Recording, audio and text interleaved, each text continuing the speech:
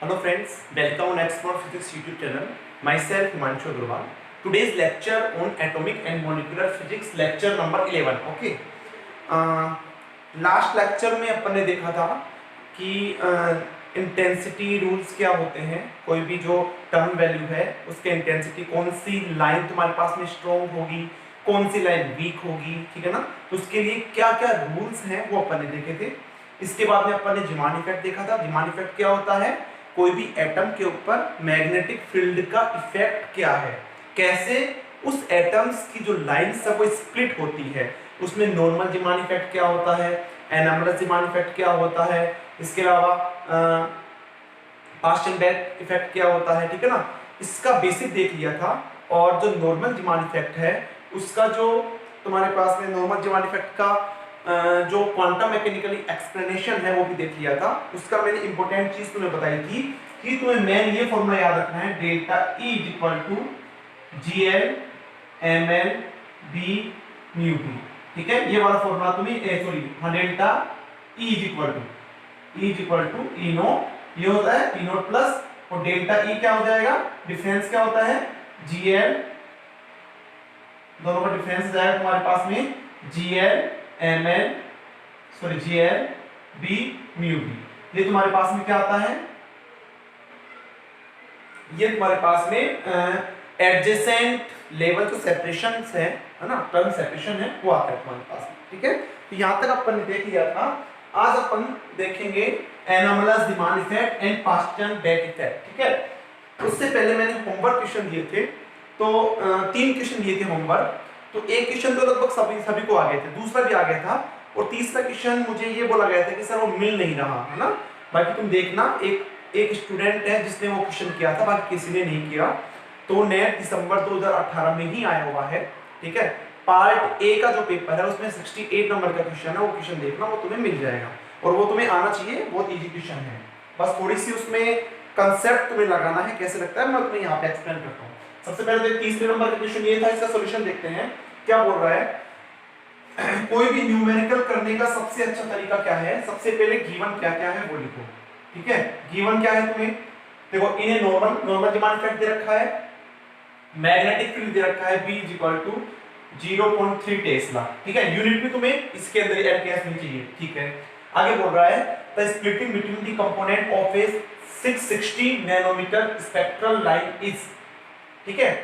तो वेवलेंथ दे रखी है, lambda = 660 nanometre, that means 616 10⁻⁹ metre, ये दे रखा है, ठीक है। पूछ क्या रहा है, the splitting between the components, component के बीच में splitting, that means delta lambda. अब फ्रीक्वेंसी भी हो सकता है और वेवलेंथ भी हो सकता है, लेकिन तुम्हें क्या करना है, ऑप्शन में जाना है। ऑप्शन में देखो इसका जो यूनिट है वो पिकोमीटर है। मीटर किसका होता है तुम्हारे पास में, जनरली वेवलेंथ का ही होता है, ठीक है। तो फिर डेल्टा लैम्डा निकालना है। अब मुझे डेल्टा लैम्डा का फॉर्मूला नहीं पता है, ठीक है, सच में मुझे नहीं पता है, ठीक है। मुझे ये पता है कि तुम्हारे पास में जो डेल्टा E है वो कितना आता है, GL B म्यू B, ये आता है, इतना पता है, ठीक है। तो अब इससे अपन निकाल सकते हैं, मैंने लास्ट टाइम भी बताया था कैसे निकालेंगे। इसको मैं लिख लूं H delta U = GL B, इसको क्या लिख सकता हूं EH/4πm, H से H कैंसिल आउट हो गया, ठीक है। डेल्टा म्यू की जगह क्या लिख सकता हूं, देखो म्यू बराबर होता है म्यू = C/λ, तो डेल्टा म्यू हो जाएगा C/λ² डेल्टा लैम्डा, माइनस भी आएगा लेकिन मैंने मोड ले लिया, ठीक है। तो डेल्टा लैम्डा क्या हो जाएगा, λ² डेल्टा म्यू, ठीक है। देखो तो डेल्टा म्यू की वैल्यू मैं यहां से रख दूं तो तुम्हारे पास में ये बन जाएगा, मैंने लास्ट लेक्चर में ये बताया हुआ है, ठीक है। तो मैं यहां इसको प्रूफ नहीं कर रहा, ठीक है। तो डेल्टा लैम्डा हो जाएगा λ² GL B E/4πm, ठीक है। और मैंने बोला भी था तुम इसको याद भी कर सकते हो, बस तुम्हें वैल्यू रखनी है। GL तुम्हें यहां पर कुछ नहीं दे रखा, तो GL की वैल्यू कितनी लेनी है, 1 लेनी है। GL की वैल्यू कितनी लेनी है तुम्हें, 1 लेनी है। GS की वैल्यू अगर कुछ नहीं दिया हो तो क्या लेना है तुम्हें, 2 लेना है GS की वैल्यू, ठीक है।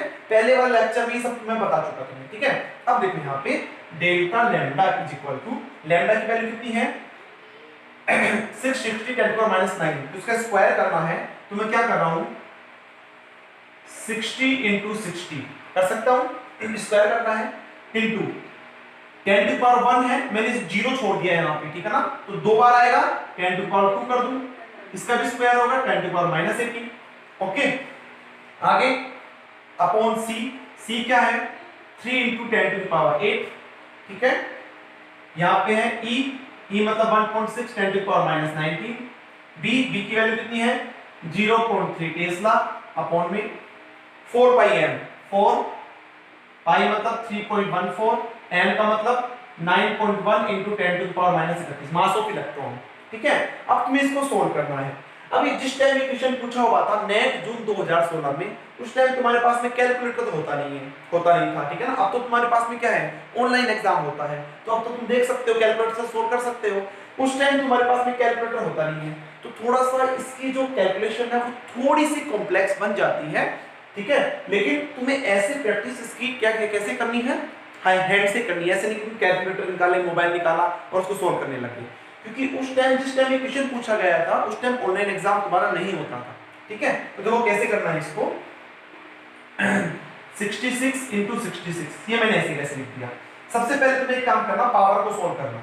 यहाँ पे देखो एक ये पावर है 10 टू पावर -16 बचेगा, कितना हो गया 10 टू पावर -16 और -19 -35, तो मैं लिख रहा हूँ 16 into 66 into 1.6 into 0.3 into 10 to power -35 upon 3 ऐसे कैसे इंटू 4 ऐसे कैसे इंटू 3.14 ऐसे कैसे इंटू 9.1 ऐसे कैसे। इसको देखो क्या लिखोगे 10 टू दी पावर 8 और 10 टू पावर -38 1, कितना बचेगा तुम्हारे पास में। एक काम करता हूं इसको ऐसे लिख देता हूं, ये ठीक है। अब तुम्हारे पास में ये विजिबल है, देख लेते एक बार, ओके आराम से है। अब देखो तुम्हारे पास में, अब ऑप्शन में जाओ एक बार, ऑप्शन में देखो, ऑप्शन में क्या है आंसर तुम्हारा पिकोमीटर में है। पिकोमीटर 10 टू पावर -12 होता है ना, 10 टू पावर -12 होता है। तो सबसे पहले तो इसकी पावर बनाओ, देखो 66 into 66 into 1.6 into 0.3 into 10 to the power, अब देखो यहाँ पे -35 -31, ऊपर कितना बचेगा, इन दोनों को सोल्व करेंगे तो 10 टू पावर -4 बचेगा। इसको ऊपर ले जाओगे तो 10 टू पावर -8 10 टू पावर -4 कितना हो जाएगा 10 टू द पावर -12, ये लो पिकोमीटर बन गया। अपॉन में 3 इंटू 4 इंटू 3.14 इंटू 9.1, ये आएगा ना, ये बाकी अपन ने सोल्व कर लिया, ठीक है। इसका काम तो हो गया, पिकोमीटर में तो आ रहा है, इसका मतलब अपन बिल्कुल सही जा रहे हैं, ठीक है। अब देखो इसको सोल्व कैसे करेंगे, एक काम करो यहां से पॉइंट हटाओ, एक काम करना इसको मैं यहां से पॉइंट हटा दो, हटा दिया मैंने, यहां से भी हटा दिया, ठीक है।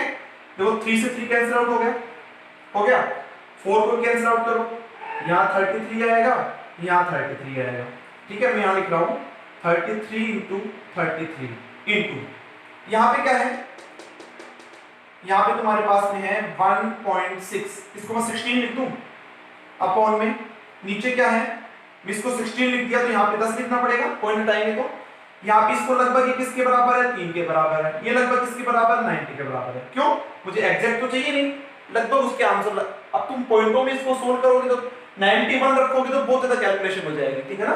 तो ऐसे तुम बहुत सारे जैसे जेस्ट का एग्जाम होता है उसमें कैलकुलेटर अलाउ नहीं होता है, ठीक है ना, टिफर में तो होता है जेस्ट में नहीं होता है, तो वहां पे तुम्हें ऐसे कैलकुलेशन तुम्हें आनी चाहिए, करनी आनी चाहिए कैसे करते हैं, ठीक है। अब देखो यहाँ पे कैंसिल आउट हो जाएगा 11, ठीक है, और कुछ कैंसिल आउट हो रहा है, ये देखो 30 और यहाँ पे कितना हो जाएगा तुम्हारे पास में 11, ये देखो यहाँ 10 हो जाएगा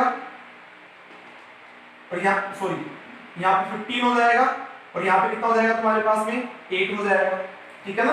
तो ये हो गया तुम्हारे पास में 11 इंटू 11 इंटू 8 अपॉन में 15 इंटू 10, ठीक है। अब देखो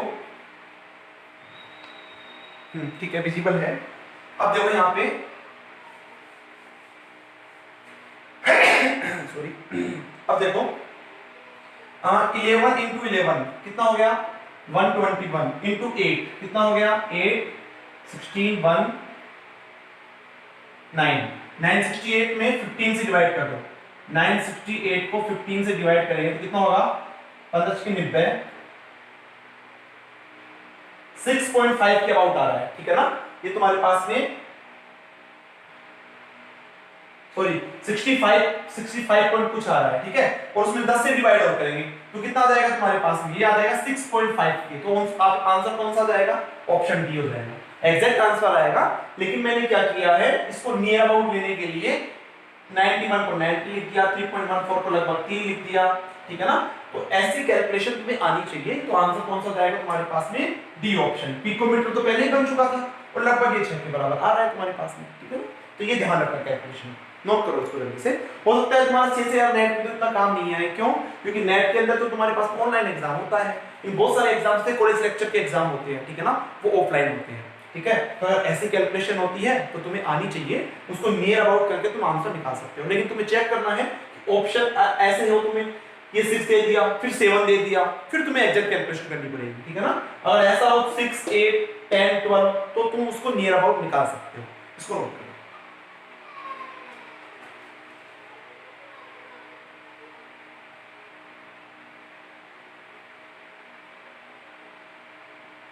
हो गया।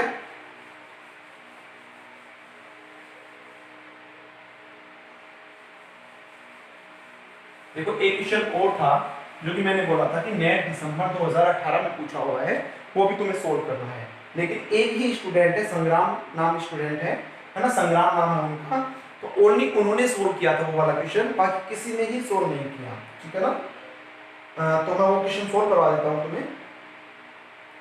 कुछ स्टूडेंट तो ऐसे थे जिनको वो क्वेश्चन मिला ही नहीं था, ठीक है ना। बाकी वो दिसंबर 2018 में पूछा हुआ है, ठीक है। क्वेश्चन क्या है, the excited state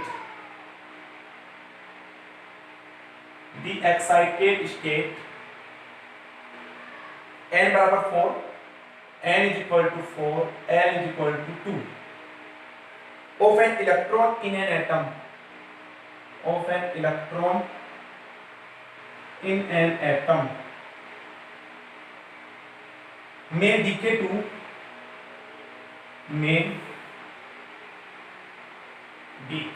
to one or more of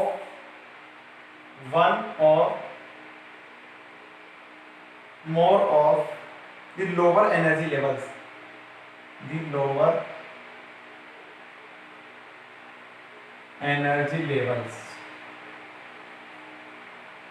shown in the diagram below.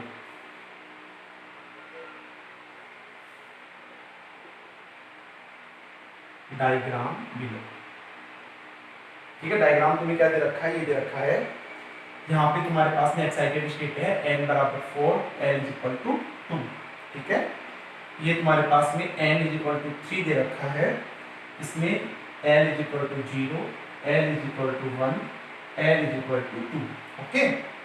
ये तुम्हारे पास में n is equal to 2 है, इसमें तुम्हें गिवन है l is equal to 1, ठीक है। ये गिवन है, ये एक्साइटेड स्टेट है, ठीक है ना। ये तुम्हें डायग्राम में बोल रहा है of the total emitted light,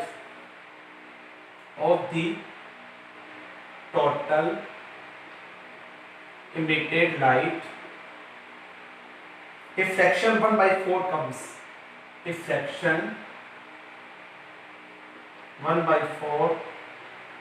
comes, from the decay to the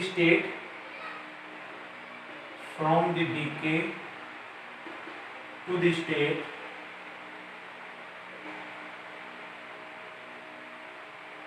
n बराबर 2, l बराबर 1, based on selection rules,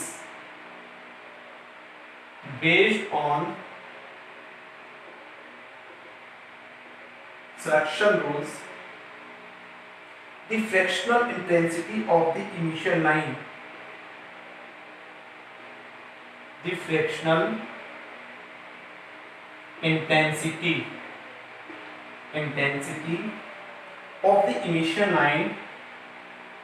of the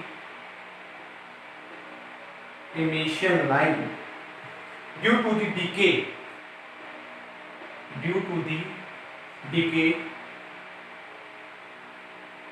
to the state to the state n बराबर 3 l बराबर 1 इस ऑप्शन है 3/4 1/4 1/2 1/4 एंड 3। ओके, बहुत आसान क्वेश्चन है, 1 minute का भी क्वेश्चन नहीं है, ठीक है ना। विजिबल है ना, ये देख लो एक बार। ओके, अब देखो इसके अंदर क्वेश्चन क्या बोल रहा है कि ये तुम्हारे पास में एक्साइटेड स्टेट है of an electron in an atom में डीके, यहां से कोई एटम है वो डीके होता है वन और मोर लोअर एनर्जी लेवल्स। ये लोअर, ये एक्साइटेड स्टेट है, ये लोअर एनर्जी लेवल्स है, तो ये इसमें भी डीके हो सकता है और इस वाले में भी डीके हो सकता है। n बराबर 4 से 3 में भी हो सकता है, 2 में भी हो सकता है, ठीक है। Of the total emitted light, total emitted light, ठीक है ना, a fraction 1/4 comes from the decay to the state ये, इससे, ठीक है ना, इस वाले स्टेट से n बराबर 2 और l बराबर 1, यानी कि ये वाला है, ये वाला है, इससे जब इसमें आता है तो इसकी प्रोबेबिलिटी कितनी गिवन है 1/4 गिवन, ये तुम्हारे पास में गिवन है, ठीक है ना। न्यूमेरिकल करने का सबसे अच्छा तरीका क्या है, जो गिवन है वो लिखो, ठीक है ना। इससे जब इसमें आता है तो उसकी प्रोबेबिलिटी 1/4 तुम्हें गिवन है। आगे क्या बोल रहा है, based on the selection rule के बेस पे the fractional intensity of the initial line, जो कि यहां से लाइट इमिट होती है, उसकी fractional intensity due to the decay to the state n बराबर 3 l बराबर 1, इससे इसमें गिवन है, तुम्हें क्या करना है, इससे l बराबर 1, इससे इसमें निकालना है, इसकी जो प्रोबेबिलिटी होगी वो क्या होगी। क्वेश्चन समझो पहले, ठीक है ना, क्वेश्चन समझ में आ गया, ये गिवन है, इसकी निकालनी है, ठीक है। अच्छा मुझे बताओ, जब तुम्हारे पास कोई एटम है वो यहां से इमिट हो रहा है, ठीक है ना, तो उसकी टोटल प्रोबेबिलिटी कितनी होगी, टोटल प्रोबेबिलिटी भाई, टोटल प्रोबेबिलिटी मैक्सिमम प्रोबेबिलिटी कितनी हो सकती है, 1 हो सकती है, ठीक है। अच्छा 1/4 तो यहाँ पे आ गया, ठीक है, 1/4 तो देखो यहाँ पे आ गया, तो यहाँ पे टोटल कितनी बचेगी, यहाँ पे तुम्हारे पास में बचेगी 3/4, ये टोटल है, ठीक है। अब इससे इसमें भी जा सकता है, इससे इसमें भी जा सकता है और इससे इसमें भी जा सकता है, ठीक है ना। उन तीनों की टोटल 3/4 है, तुम्हें निकालनी क्या है, इससे इसमें निकालनी है, ठीक है ना, इससे इसमें निकालनी है। तो n बराबर 3 to n equal to 4 to n equal to 3 में कितनी होगी, 3/4 होगी, इससे इसमें, इससे इसमें, इससे इसमें, इससे इसमें, टोटल 3/4 है, तुम्हें ये निकालनी है, ठीक है। ये बोल रहा है based on the selection rule. अच्छा क्या बोल रहा है, of an electron, single atom है, सिंगल इलेक्ट्रॉन है। अच्छा मैंने लास्ट क्लास के अंदर या लास्ट क्लास के अंदर लिखवाया होगा, देखने के बाद जो सिलेक्शन रूल लिखवाया था फॉर द सिंगल इलेक्ट्रॉन, क्या लिखवाया था, डेल्टा L इक्वल टू +-1, ये लिखाया था सिलेक्शन रूल। तो देखो जब इससे इसमें क्या ये आ सकता है, L बराबर 2 टू L बराबर 0 आ सकता है क्या, फॉरबिडन, ठीक है ना, इससे इसमें नहीं आ सकता, ठीक है, इससे इसमें नहीं आ सकता। क्यों नहीं आ सकता, क्योंकि सिलेक्शन रूल यहां फॉलो नहीं हो रहा, क्योंकि यहां पे डेल्टा L बराबर 2 है, होना कितना चाहिए, +-1। Next L is equal to 2 से L इज इक्वल टू 2 में आ सकता है, यहां से यहां में जा सकता है, यहां से यहां पे भी नहीं जा सकता, फॉरबिडन है, क्योंकि डेल्टा L बराबर 0 हो जाएगा। सिलेक्शन रूल क्या कहता है, +-1 होना चाहिए, ये भी नहीं जा सकता। तो कहां से कहां जाएगा, L इज इक्वल टू 2 यानी कि n बराबर 4 का n is equal to 3 L is equal to 1, इसमें जा सकता है, क्योंकि सिलेक्शन रूल तुम्हारे पास में फॉलो हो रहा है। यहाँ पे delta L is equal to क्या है, +-1, तो इसमें नहीं जा सकता, इसमें नहीं जा सकता, तो जो भी बचा हुआ है वो किससे किसमें जाएगा, इससे इसमें जाएगा। कितना बचा हुआ है, 3/4 बचा हुआ है, ठीक है ना। तो आंसर क्या जाएगा, 3/4, ठीक है ना, इसको नोट करो जल्दी से। अच्छा अगर क्वेश्चन में बोलता n बराबर 3 n इज इक्वल टू 2 बोलता, तो आंसर कितना आता, इससे इसमें जा सकता है क्या, नहीं जा सकता, तो आंसर 0 आता। इससे इसमें भी कितना होगा, तुम्हारे पास में 0 होगा, इससे इसमें 1/4 गिवन है, इससे 3/4 है, टोटल कितना हो गया, 1 हो गया, ठीक है ना। इसको जल्दी से नोट करो।